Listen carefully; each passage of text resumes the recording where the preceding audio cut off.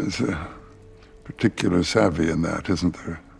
It strongly suggests you're important to his business, so it's hard for me to believe that someone with your savvy and obvious intellect... Talking about the drug. You wouldn't do business with someone who wasn't savvy enough to be recruited.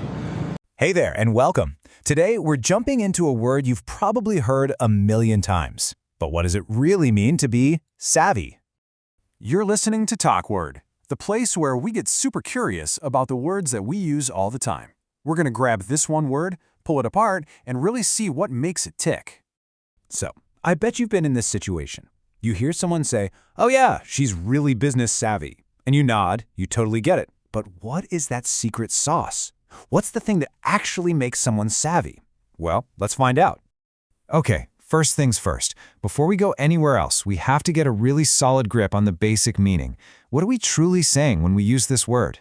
And here it is, right at its heart. To be savvy means you have sharp, practical knowledge and good judgment. Now the key word here, the one I really want you to focus on, is practical. This isn't about being book smart. It's about street smarts, real-world intelligence. It's about knowing how to make the right call when it counts. And what's so cool about this word is just how flexible it is. You can use it as an adjective, to describe someone, like a savvy investor. You can use it as a noun. It's a thing you can possess, like political savvy. And you can even use it as a verb, though it's a little old school now. It just means to understand. Like, can you savvy what he's saying? So it's a real shapeshifter in our language. All right, now for my favorite part. Let's take a little trip back in time. Where on earth did this word come from? I'm telling you, its origin story is probably not what you're thinking.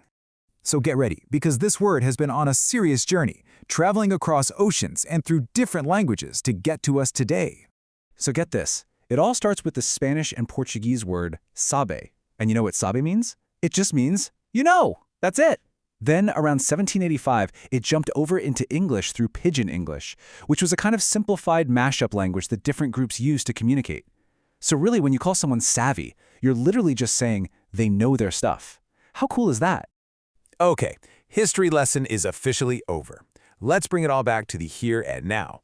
How are we using savvy in our everyday conversations? This is where it gets really useful for you. Here's a huge one you hear all the time, tech savvy. If you're tech savvy, you just get technology. You can figure out your computer, your phone, new apps, all without breaking a sweat or even looking at the instructions. Next up is media savvy. This is about someone who really understands how the media machine works. The news, social media, the whole shebang. They know how to read between the lines and how to handle themselves in the spotlight. And then there's politically savvy. This is about having a really sharp, shrewd understanding of politics. It's about knowing how to navigate tricky situations and strategic thinking, whether you're in Washington, D.C. or just dealing with office politics. And these sentences really make it all click, don't they?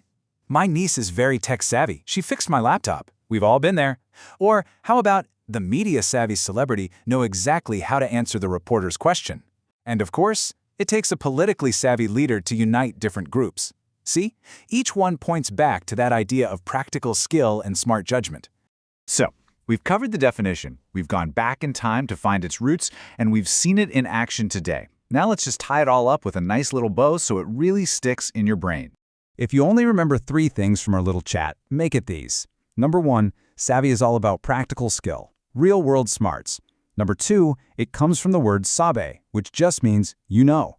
And number 3, the best way to use it is to hook it onto a specific field, like tech savvy or business savvy. It's as simple as that. And that's the story of savvy. Hey, if you enjoyed breaking this word down and want to get smart about more of the language we use, you should totally check out the Talk Word app. You can find podcast-style explainers for just about any word you can think of. Thanks for listening.